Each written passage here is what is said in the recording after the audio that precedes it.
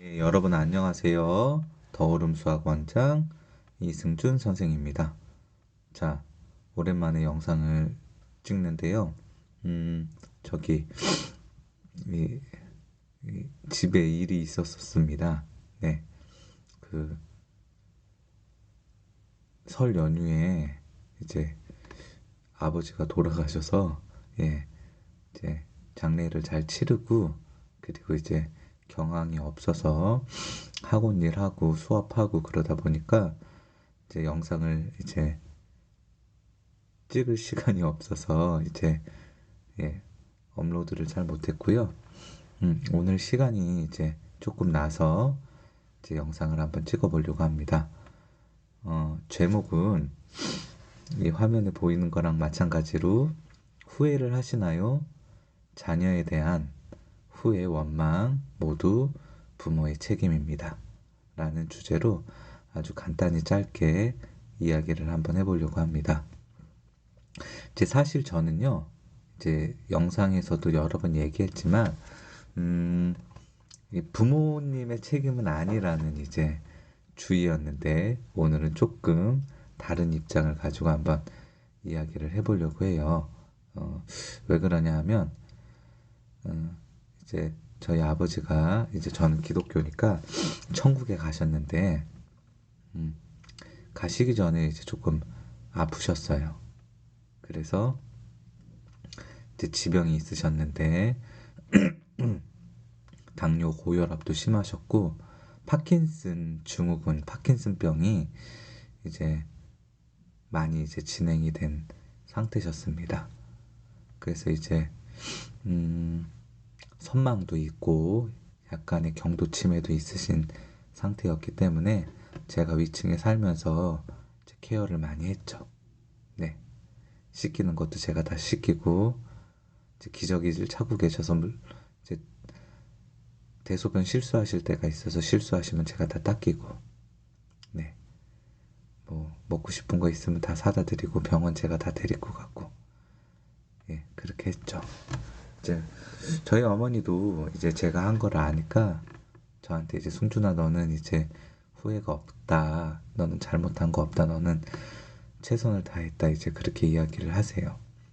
근데 후회가 없는 삶은 없는 것 같아요. 갑자기 아버지가 나빠지셔서 한 2주 동안 침대에만 누워 계셨어요. 가족끼리 회의를 했습니다. 요양원이나 요양병원에 보내냐 안 보내냐에 대해서 이제 여러 가지 논의를 했는데 어머니가 마지막은 집에서 지키는 게 좋을 것 같다고 해서 그렇게 했죠. 일어나시지 못해서 누워서 식사를 하고 밥을 먹이고 똥기저귀를 갈고 그러는 시간이 2주가 흘렀습니다. 쉽게 돌아가실 거라고 생각은 들지는 않았어요. 네. 그런데 밤에 잠도 못 자고 뭐 시간마다 내려가서 기저귀 갈아주고 그런 시간이 한 2주 동안 지속되니까 이런 생각이 들더라고요. 이게 더 길어지면 내가 견딜 수 있을까? 그러는 순간에 아버지가 갑자기 나빠지셔서 연휴 동안에 돌아가셨어요. 다행인 거는 그래도 연휴 때 돌아가셔서 가족의 임종을 지킬 수 있어서 그건 다행이라고 이제 생각을 합니다. 근데 후회가 많이 남아요. 최선을 다했다고 생각했는데도 후회가 정말 많이 남습니다, 여러분. 왜 더 잘하지 못했을까? 왜 더 최선을 다하지 못했지? 이런 것들. 그런 것들에 대한 후회가 굉장히 많이 남습니다. 생각보다 많이 보고 싶고 후회가 많이 남아요. 이제 올해 10살 3학년 되는 딸이 한 명 있어요. 영상에도 몇 번 나왔는데 저희 아내가 우리 딸을 공부를 가르칩니다. 저나 저희 아내나 공부를 잘했어요. 저는 공부를 열심히 잘하긴 했지만 이제 걱정은 되긴 하지만 딸이 공부를 못해도 된다고 생각해요. 아직까지는. 나중에 되면 어떻게 될지 모르겠지만 건강하게만 자라면 된다고 아직까지는 생각합니다. 저희 아내도 그렇게 생각하는데 어쨌든 공부는 아직까지는 저희 아내가 가르쳐요. 학원도 다니지만. 근데 저희 아이가 이제 집중력이 낮아요. 그래서 설명해주면 잘 이해를 못하고, 물론 부모 머리 닮았겠지만 이제 이해력이 낮습니다. 저나 저희 아내나 그런 걸 잘 이해를 못해요. 그러니까 저희 아내는 가르치면서 엄청 혼을 냅니다. 화를 내고. 아우, 죄송합니다. 그런데 저는 사실 그거를 이해를 잘 못하겠어요. 이렇게 사랑스러운 애를 왜 화를 낼까? 왜 이 애한테 화를 내야 될까? 저희 아내는 너는 이해를 못한다고 그렇게 얘기를 하는데, 이제 제가 아이들을 가르쳐 보면 아이들이 생각보다 부모님한테 진실을 말하지 않는 아이들이 많아요. 왜? 진실을 얘기하면 잔소리하니까. 대충 얼버무리고 거짓말하고 책임을 회피하죠. 왜? 잔소리하니까.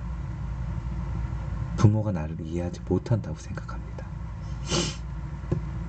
나중에 걷잡을 수 없어졌을 때, 또 아이가 커서 힘이 생겼을 때 아이가 부모를 원망하죠. 왜 나를 이렇게 놔뒀냐고. 어떤 부모님의 상담을 하나 받았습니다. 아이를 잘 키워서 의대에 보냈더니 아이가 이런 이야기를 한대요. 아버지도 이제 회사를 다니면서 학원을 보내고 열심히 아이를 가르치고, 엄마도 열심히 라이드를 하면서 결국에 의대에 아이가 입성했습니다.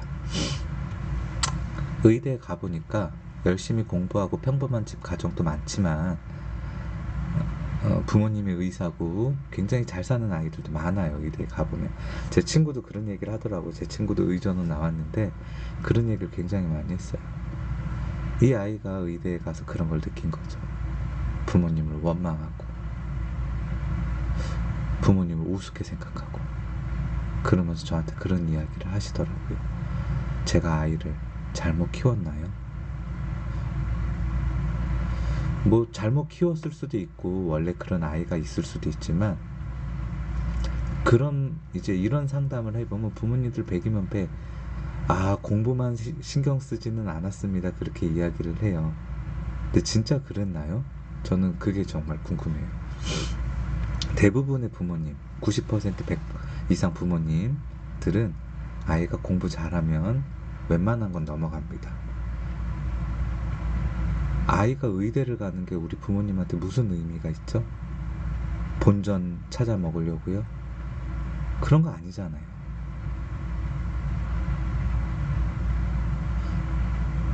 공부를 잘하는 게 본인의 미래를 잘 사는 것도 중요하지만, 그래도 인간이 되는 게 중요하잖아요.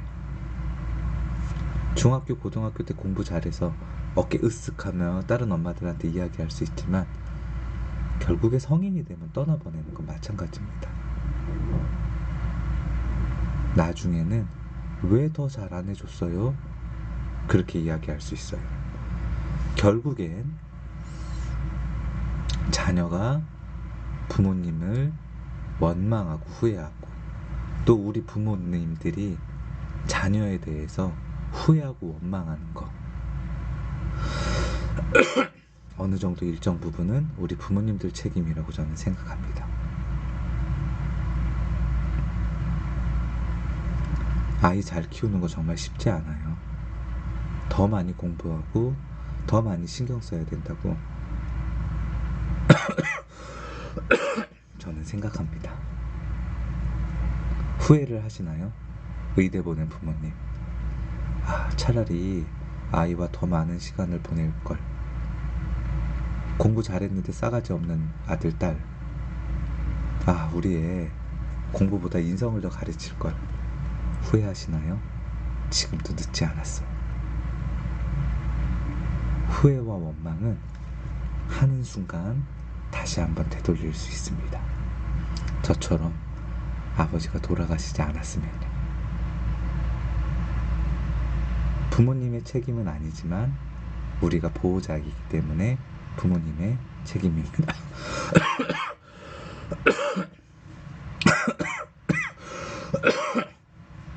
너무 죄송하고요. 기침을 많이 해서 네, 오랜만에 영상을 찍었고요. 다음 편 영상에서 다시 인사드리겠습니다. 시청해주셔서 감사합니다.